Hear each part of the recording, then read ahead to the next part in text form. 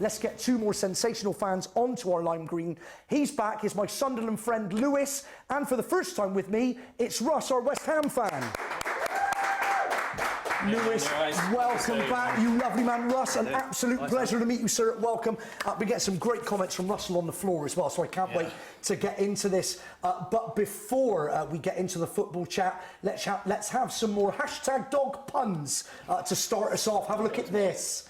Brilliant. This is from Stephen Fife. We love you, Fifey. Carlos Poodle or Pup Guardiola? Oh!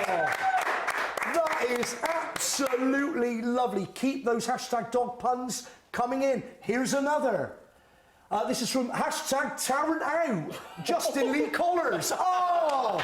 Tarrant Out. Tarrant Out. Tarrant Out. Unbelievable. That was really quick. Lewis, Russ, thank you. So, do we have another tweet before we get into it? I'm so sorry. We've got so much happening on social media tonight. Can I just say thank you so much. Skype call us, FANTV channel. Had some great Skypers tonight. There's more to come. There's still a chance for you to get involved if you want to. Email join in at FANTV. And of course, Twitter is @FANTV UK. Russ, yes, an absolute pleasure to meet you, sir. Thank you. Now, let me start with the difficult one. What on earth is happening at your club? They appear to be in absolute turmoil. David Sullivan, your co-owner, said today, he claims that fans, I find this incredible in 2016, fans will stop fighting at the London Stadium once the club start winning again. 5 arrests, of course, were made after the 1-1 draw with Middlesbrough. He claims the violence will stop as soon as Bilic turned things around, with the team, of course, losing 5, I think, out of 7 league games. So the suggestion is that the fighting, the infighting, West Ham fans fighting one another physically, will only stop when you start winning again. That's unbelievable in this day and age, isn't it? It is, yeah. I mean, it's one of the problems. I'm a season ticket holder, along with my grandson, little Lenny. Yeah. And how old is Lenny, Russ? It's Lenny. Who's Lenny? Yeah. Oh, sorry, he was 4 yesterday. Oh, so, many happy returns, Lenny. Many happy returns. His problem is his dad's a gooner. Okay. That's tough for you, yeah. But he's a bit confused because when we go, football, he's getting there to sort of understand it a little bit. Yeah. But he made a mistake on the train home the other night. What happened? When he just said, "Come on, Arsenal," full of West Ham fans. So did he really? I said, he's 4. What was the reaction on the train? No, all the guys looked around and thought, all right, because he had his West Ham outfit on. Yeah. But going back to the serious stuff, yeah. There's fighting on the terracing, mainly because of guys won't sit down. When Sunderland turn up in a couple of weeks or 9 days' time, yeah, they're all going to stand up. Right. I've been over there, as I said, start of the season. All the teams that we play stand up. Now, there's sections of the crowd that want to stand up, and actually everyone around them, they like standing up. So it ain't really an issue. Where I'm sitting, it's pretty calm, it's a bit chilled out. So I think that's where the problems are, and the stewards are coming in and trying to sit the guys standing up. Yeah. But I mean, a standing area would probably be a help. But just going back to the violence as well, because there's another point I want to pick up with the away fans. Now, the away fans are in a section behind the sort of Bobby Moore end. Trevor Booking end, I don't know, it's whatever end I'm at. Yeah. But basically, the whole section of the fans come right down to virtually behind the goal. And because of that, have you been to the London Stadium? I haven't. So it's sort of 2 sort of semicircles, 2 circles sitting on top of each other. And so underneath there's bars. But what they should do is locate the away fans, I believe, up at the back. Because it's a benefit to us as well. Sure. Because, having an away fan behind the goal is giving them a bit of an advantage. Yeah. And I think they should just keep the away fans together. And I think they should be put at the back. Controversially, but hey, that's the way I should see it. And also as well, keep them in that section to about 10 minutes after the game. Because what's happening, they're all leaving the stadium at the same time. And that's where there's, it's not uncommon. It's been on Twitter as well that, fighting has broken out between the fans. You don't want to see that. I mean, I don't want to go over there with my wife and my 4-year-old grandson and witness them, shaping up. So I think West Ham have really got to sort that out. That's one big issue. Yeah. and that's where I sit with it. I think there's a lot they can do. With all of that in mind, you mentioned, of course, Lewis's side, Sunderland, are visiting you in, I think, 9 days' time. Yeah. Do you intend to go to that game, Lewis? Yeah, I tend to go. I actually went to West Ham's first match when they played. I was just talking to you after Russ about the European match that was there. And I was reading something about West Ham, particularly with regards to the reason why a lot of fans are standing up. Obviously, when they were at the old Berlin ground, the season ticket holders had a certified area in which everybody stood up, because nobody knows where people are going to sit in the new season and where the loud end's going to be. You've got them kind of dotted all over. So you've got people standing up where there's people sitting behind. Maybe they'll find in the new season maybe a different allocation where they want to sit, and they'll kind of segregate those fans who want to stand up in the right area. I mean, everyone stood up at the Bobby Moore end. Everyone knows that. They couldn't sit them all down. They all stood up. Sure. But in obviously the Apari stand, like the old West stand, people sat down. It was sort of a common thing. Obviously, when it was exciting parts, everyone stood up. But I agree with Lewis. You know, I think somewhere along the line, West Ham have got to find that solution. And I think the way it works at the moment, especially at the London Stadium, they have to keep all the away fans in one section and just make sure they're locked in. You know, enjoy the game. I mean, it's a great stadium. It's a great place to go. Very easy to go, and you're right on Westfield. Yeah. But the actual game itself, especially when the away fans, especially when the away team scores, which they've been doing quite frequently at West Ham at the moment. Everyone goes, you know, the stewards can't cope. I mean, there's a policing issue there as well. They've got to get the police in. They've got, no disrespect to the female, you know, race. They've got women there trying to look after guys that have had a few beers, and it just ain't happening. And they're getting physical. And it's, well, you know, they just can't control them. Yeah. When the police arrive, you know, everything calms down a bit. Lewis, do you agree with Russ's comments? As a visiting fan, the game in 9 days' time, would you rather be locked in at a football ground? I've been to quite a few away grounds, and I haven't felt unsafe. I tell you what, the most unsafe I've ever felt at a football ground, which is weird, was Everton. I went when I was, I think Sunderland were in the Championship at the time. Right. I was 16, 17, and we got beat 3-0, and our bus got bricked. Our fan bus going back. And that was the most unsafe I've ever been, apart from Millwall Gillingham.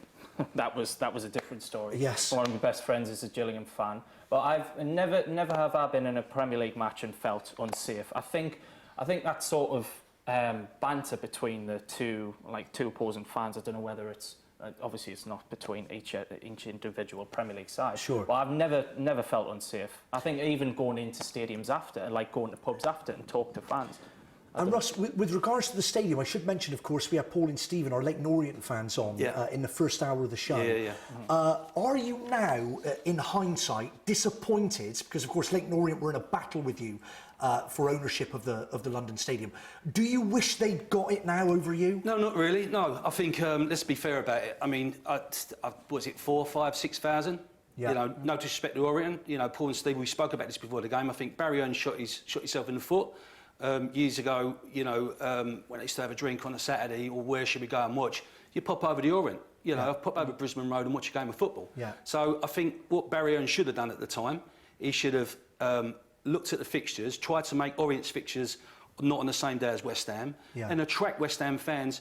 You know, we're not going to convert to Orient, but if me and you want to watch a game of football in the afternoon, and you want to go somewhere and have a beer, you go over the Orient. And that's what West Ham fans and Tottenham fans did do. And I think what he done is sort of semi-alienated himself by saying that Orient should have, you know, a 60-seater stadium, 60,000, and it wasn't going to happen. They're just not a big enough club, in your opinion? Oh, Orient. Well, I'm not going to diss them. Yeah. I'm sure they would, if they structured it right with the right money, make it like a tenner a ticket. I don't know. Perhaps they would. You know, they've probably got a big fan base. But they're not there at the moment. Let me throw it out there. If you are a Leighton Orient fan and you think you do have the fan base and your club is big enough to fill the London Stadium, then tweet us at FANTV UK. Let us know. Based on the experiences of West Ham in their new ground, would you rather be there? And just going back actually to the grounds and the stewardship that you were talking about, Russ, you've got another big game, of course, in the EFL. You've got Chelsea. Now, that's going to be a big, big game, and we're hearing that more than 850 stewards will be on duty, and home fans will only be able to buy tickets if they have a purchase history. What do you think of that? It's going out to season ticket holders only. Yeah. To be honest with you, it's a night game. It doesn't suit me anyway, and obviously I'm not going to take my grandson to a night game. He's in bed by 8. Of course. Anyway. Yeah. But it's got trouble written all over it. I mean, 850 stewards. It's just the positioning of it all. You know, I just think if they do it right, if they tried to do it a little bit last week, if they get the police involved, and I think it's instead of even getting 850 stewards to try and sort it out, to get the police involved to marshal it. As I said, we've played Millwall at Upton Park before. There wasn't any trouble.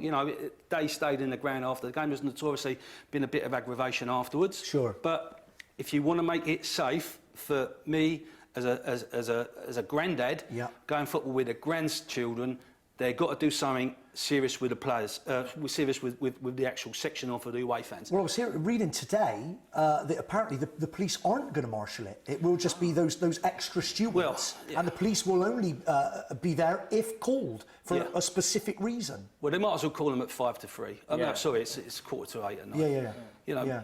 Make the call at 7:46 and make sure it all goes off peacefully. Also, here's an interesting one as well. I've only got a minute, sorry, just very briefly. Chelsea fans also have a reduced ticket allocation of 5,200 tickets, when normally I think it's 8,000. But here's a weird one for you. Do you know why, Russ? No. Apparently at London Stadium you have a lack of toilets at the away end. Well, to be honest with you, what I've seen, there's bundles of toilets. I mean, it's if anything, it's got great facilities. So do you think it's a nonsense? I think that might be a bit of a lame excuse. Smoke and mirrors, only 5,000. How many travelling fans from Sunderland will be going? And are you concerned about a lack of toilets, Lewis? There is. We usually sell out most of. What if you want to have a poo? Seriously? Yeah. I do. If you're squeezing in between half time. So let's have a look at the Twitters. Oh, this is from Elliot Sweeney. West Ham United. It's beautiful. That is lovely. Keep your hashtag dog puns coming in. Do we have another one, Ken? Let's have another. Look at this. Hashtag Talent Out is on fire tonight. Stuart Greyhound, Spaniel Sturridge. Okay. Spaniel Sturridge beat that, and Alexander Kolarov. Hashtag dog puns, hashtag FANTV. A hashtag Talent Out, Spaniel Sturridge. I love it. It's time for another clue from the celebrity. Oh, one more from Mummy White. Kenny Dalglish. Oh,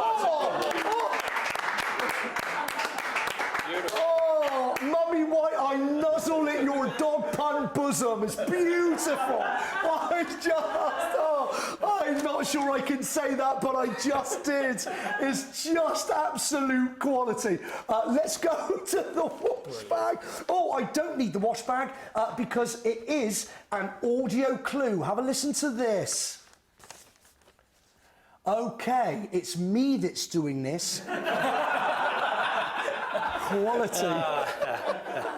And are you ready for my audio clue, guys? Meow. Meow. Meow. No idea what I'm doing. No idea. Lewis, any idea? It sounded like we're at Silverstone. Okay, we could be at Silverstone. Russ? No. Can I pass? A pass. Gonzalez.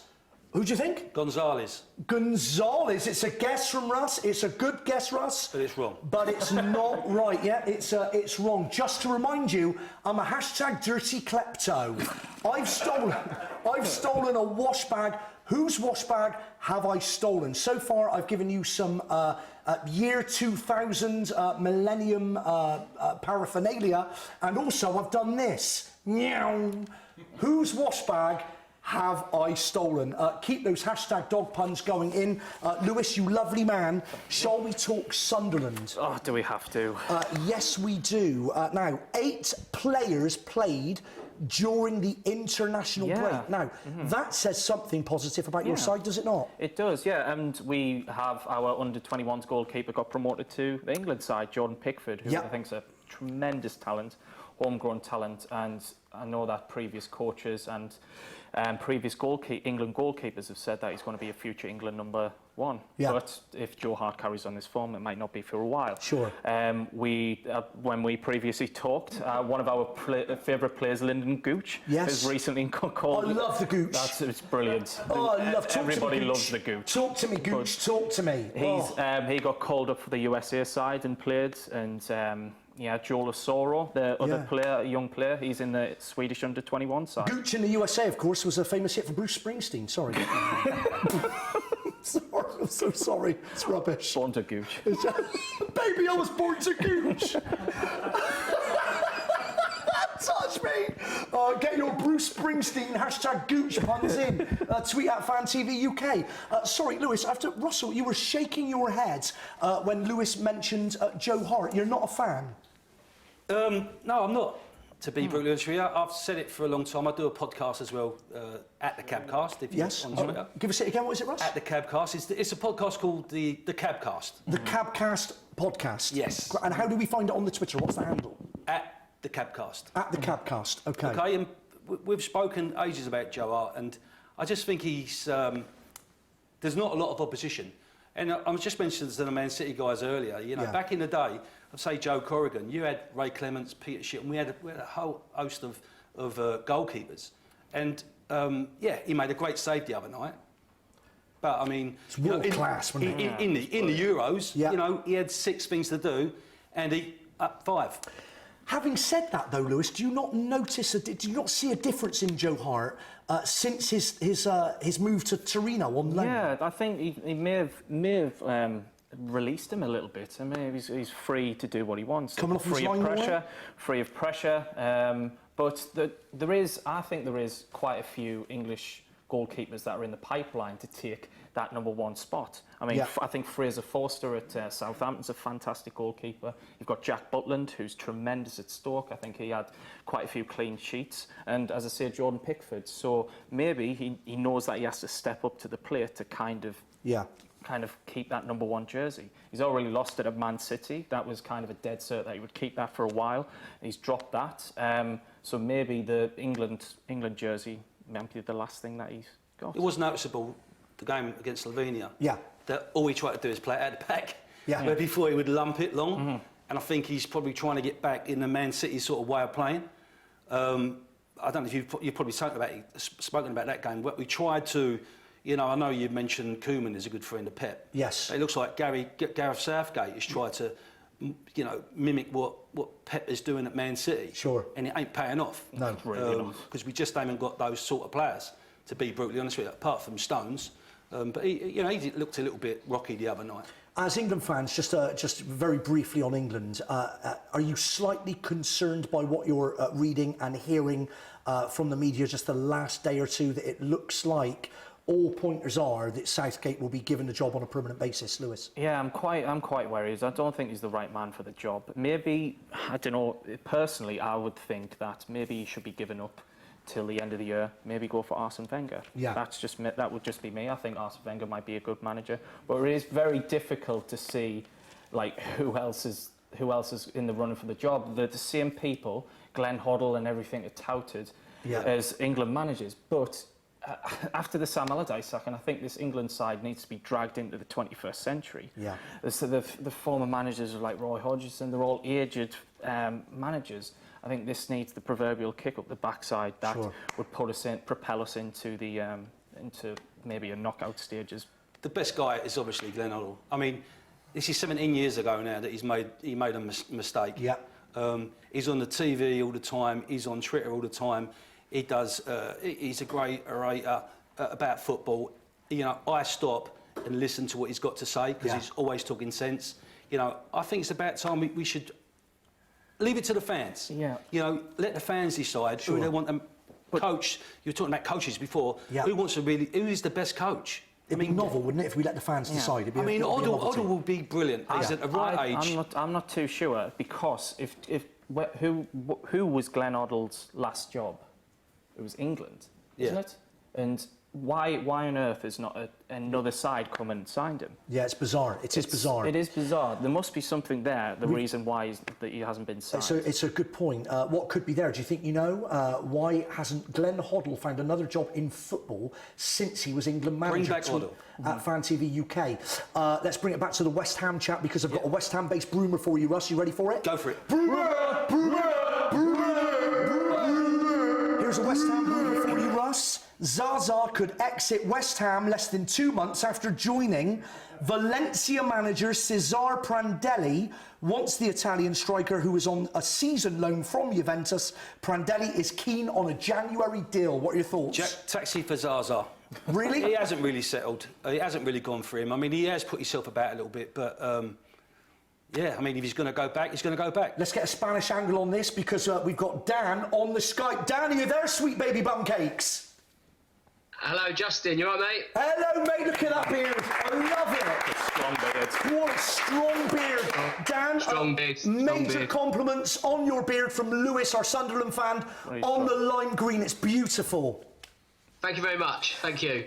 Dan, Zaza could exit West Ham less than 2 months after joining. He's going to Valencia in January. What are your thoughts?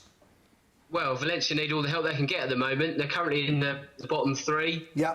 They've made a raft of summer signings, such as Nani, ex-Man United midfielder, and it's not quite working for them at the moment. They, like I say, they've only won twice this season out of 7 matches.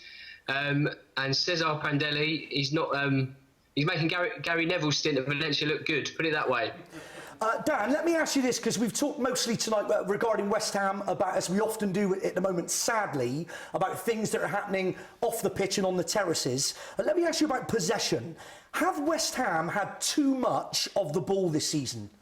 Let me back that up. Now, last season, West Ham played more of a counter-attacking game, and roughly they averaged around 42% possession.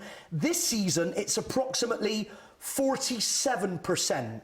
So last season, they would seem to be, at least, content to chase the ball, waiting for an opponent to make a mistake. This season, it seems they're struggling to break down defences. Do you think there might be something in that? Are they having too much of the ball and they don't quite know what to do with it? I think if you look at it from the other point of view, I think perhaps that last season they were more of a surprise package, whereas now, obviously, more expectations, and I think their sort of plan's been sort of found out. So I think teams know how to set up against West Ham now, whereas last season they didn't. So I think it's not a case of what they don't know what to do with the ball. I think it's other teams know how to contain them. How much is Bilic to blame, would you say, Dan, with regards to your current form? Well, I'm not a West Ham fan, so but Sorry, I'm a Spurs fan, so it's not my current form. I'm a Spurs fan. Oh, it would have been nice to know that. Unbelievable. Sorry, You can't get the staff, can you? Unbelievable. You're there talking brilliantly and eloquently about West Ham, and yet you're a Tottenham Hotspurs fan. Unbelievable. Dan, I'm so sorry. So let me ask you this. Bilic. How many games do you think he's got left to turn it around? I think he's still got quite a few. I don't think it'd be a bit hasty to get rid of him. I think obviously if they say in the bottom 3 and then the 2 Davids who are in charge at West Ham might get a bit jittery, but I think he's still got a bit of time. I think you can't. Can you really use the stadium as an excuse? They've got more points at home than they have away, so I think obviously they're doing better there than they are on the road. But I think he's safe for now. I think it's worse. Let me bring our actual West Ham fan, Russ, who's on the sofa. Can you really blame the pitch, blame the stadium, Russ? No, You've only got 30 seconds. Well, I mean, you can make some improvements very, very simple, very, very quick. Yeah. First of all... We haven't got time for this. You're going to give us a 4 or 5. First of all... After the break, Russell is going to give us his 4 to 5 point plan. He's not entirely sure. Maybe 6. Maybe 6 as to what Karen Brady and the Sullivan character can do to turn things around.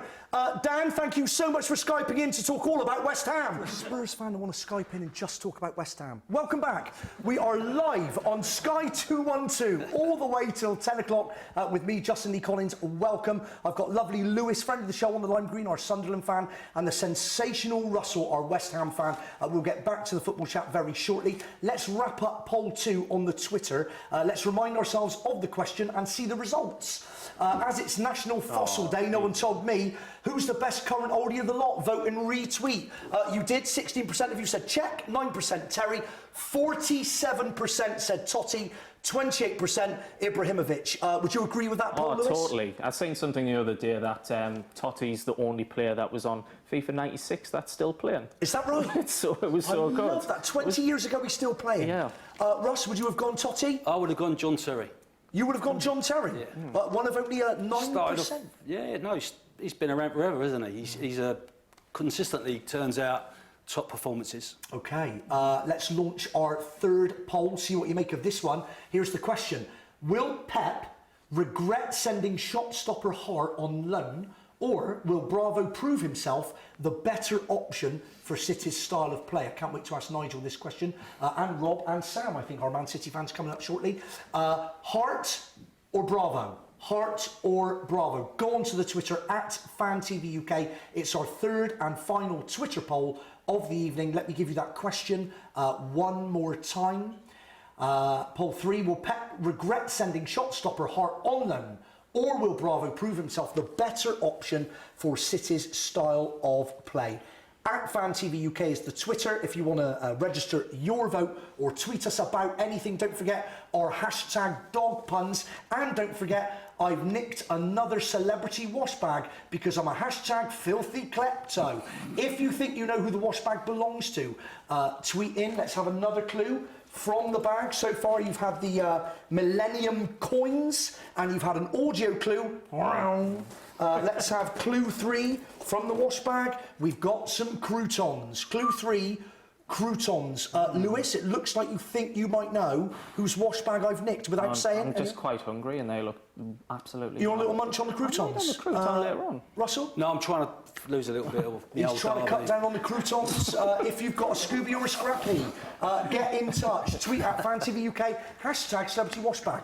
Let's go back to West Ham, Russ, because you were telling me during the break that you have a 4 to 5, possibly 6-point plan in order for West Ham to turn things around. So Sullivan, Karen Brady, if you're watching right now, listen to Russ. OK, so when you ever go there, which I'm sure will be one day. It's a given. It's a given.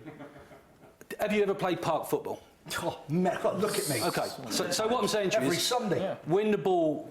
You know when someone volleys one over the bar and it goes miles? Yeah. No one wants to go and get it. No. Yeah. So at Upton Park, at the London Stadium, when the ball goes off, there's no sort of stopping it. Now, instead of having boarding, bringing the boarding in, so they should have boarding around to mimic the pitch. OK. OK?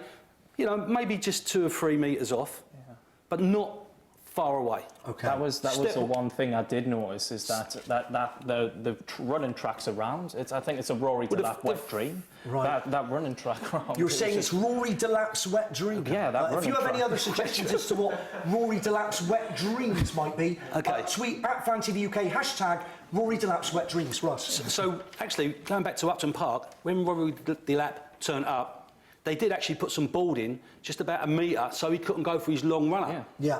So all I'm saying to you is, one thing we can do is make it, when a ball goes off, it doesn't go forever because it's a big stadium. And talking about the ball, do you remember going back over the park? Yes. You had one ball. Yeah. So when the ball went off, Yeah. everyone had to wait till the ball come back. That's right. It's exactly the same at the London Stadium. For some reason, we only play one ball. Yeah. Why is that? You know, when the ball goes off, I think they've got 2 now. Right. But at a club in the Premier League, every ball boy, so we're going to have a ball. Yeah. OK? We've only got 2 balls. They may even be 3. So, you know, that's one thing. Now, have you ever noticed Slaven Bilic? Many times. Do you know who he's... By the way, do you know... But do you know who his assistant coach is? Can I just say I'm loving this? Do you know his assistant We have coach? 7. On 7. Okay. Sorry. His assistant coach. Right. And it's not Andrew Lloyd Webber. You ever seen him? Does look like a fraud. It's Tim Rice? If you have a look at Slaven's assistant coach, Nikolai something or other, okay. He's a spit for Andrew Lloyd Webber. Right. Now, when he wants to get a message to Andrew Lloyd Webber, he has to march about 20 yards away. Okay. Because when you come out of onto the arena itself, the dugouts are too far away from the playing area. Okay. So all they've got to do is get some of these green sofas, about 4 or 5, share them out with the Sunderland guys, and sit nearer the pitch. Because any time that Slaven wants to make it to Andrew Lloyd Webber, he's got to shout and go and leave the pitch. Okay. Easy done. So there's 3. Right. The 4th one is Slaven's hair. Slaven's hair? Yeah. It's just slightly... But have you noticed his hair? It's the weirdest show. Slaven Bilic does look like, if you ever watch him on the side, and the suit he wears, he looks like he's about 7 pints in of a family's wedding. That's his sort of, just the tie undone, you know, he looks like he's just about to get the Jaeger bombs in. Yeah. He looks like he's just about to get the Jaeger bombs in. Definitely. Look at a photograph with him. He looks like he's off his lips. So, off his lips? He looks like he's off his lips. Yeah. It's the best thing I've ever heard in my life. Russ, what is your problem with Bilic's hair? It's getting longer. Yeah. We're not used to it because he's had a bit of a transplant. You know, he's had the old... Oh, he's had a little plugs? He's had the plugs in. Oh, he's had the plugs in? But it's looking good because when he was in the Euros, when we were watching him on the telly in the Euros... Yeah, no plugs? He didn't... Well, it was a bit light, wasn't it? Right. Now it looks a little bit thick and I think what we should do is just comb it. So it's a bit tongue-in-cheek, it's a bit light-hearted, but what I'm saying to you is Slaven should have a... You know, he got nowhere to sit. That's the other thing. So far, we've got Andrew Lloyd Webber. He can't get to him, though. Can't get to Andrew Lloyd Webber. Slaven's hair Andrew, plugs. warm him up. Matt, it's miles away. have you given Russ some shamcrack? I ain't had it. What is it? I don't even know. It sounds good. I'll have some. How many points have we got left? Yeah. But that's about the rough... I mean, and obviously the more serious one. Yeah. To benefit the team, sort out the away fan situation. Absolutely right. So we need more balls. Yes. We need some boarding. Yeah. We need seats near the touchline instead of miles away. You might as well... Why is it so far away? How many points was that? Was anybody counting? How many 7. points? Was it 4, 5? How many 7. points do we know, Matt? And obviously we need to start winning games as well. I mean, and that is the biggest one. Because it's agony. It's like watching England. You know, and that's not good either. Start winning games. Slaven, sort your barnet out. Slaven will turn it around. If he just puts a little parting on, you won't know about that. But if he puts a little parting on the go, he'll be all right. But no, a few serious points there. I've noticed. Sort the away fans. Let's get some more balls. Get some boarding round the actual perimeter of the pitch. And let's bring the dugouts a little bit nearer the pitch as well. Let's hear it for Russell's 4/5/7 point plan. That's beautiful. How many games, if he is in trouble, Bilic, because Sullivan, going back to what Sullivan said today, Russ, when Bilic turns it around, the fans will stop fighting. Everyone's going to be happier, of course. But will he turn it around? And how long will he be given in order to try and do so? I don't know. I'm a Spurs fan. Brilliant. No. On the serious note, I think they'd have faith in Bilic, and I think he will turn things around. I mean, you can't go from beating Man City last season, Liverpool 3 times, taking on Arsenal, taking on Chelsea, and you mentioned possession before, 42% last year. I mean, it's down to 44. 42, I think it was last year, up to 47%. Well, you know why it's up to? Because we played nobody. We haven't played anyone special. Well, what I'm saying to you is we're talking about a season. The stats you gave was a season. That's right. And at the moment we've played 6, 7, 8, 9 games or something like that. In terms of number of games. So we haven't really played... I mean, I was looking at the start of the season to beat teams that's coming, like the Watfords. You know, sort of run them off the park. We went 2-0 up. I thought, here we go, I should have me 4-0 bet. We've got stuff 4-2. So what I'm saying to you is he will turn things around. I think once we get the players back... he's made a few boo-boos, but they could come. Right. OK, Lewis, let's go back to Sunderland. I love the 4/5 point plan, Russ. Fantastic. Cheers. We were talking during a break. We spoke about him last time, Lewis. Conne, played the full 90 minutes for the Ivory Coast in a 3-1 win versus Mali that got a little bit tasty. Did you see the match? I didn't. Did you see it? I seen the incident that Lamine Cornet was involved in. Talk us through it. The ball came in, a Mali player came across, and Lamine and him went up for a challenge, and Lamine come in with an elbow. Right. It wasn't intentional. Always had his eye on the ball, and he actually knocked the player unconscious. Serge Aurier, I think it was. Serge Aurier. Quick thinking of him with actually took the tongue out of I think it was called Dembele's mouth, and another Dembele. Yeah, another Dembele. Okay, they're everywhere.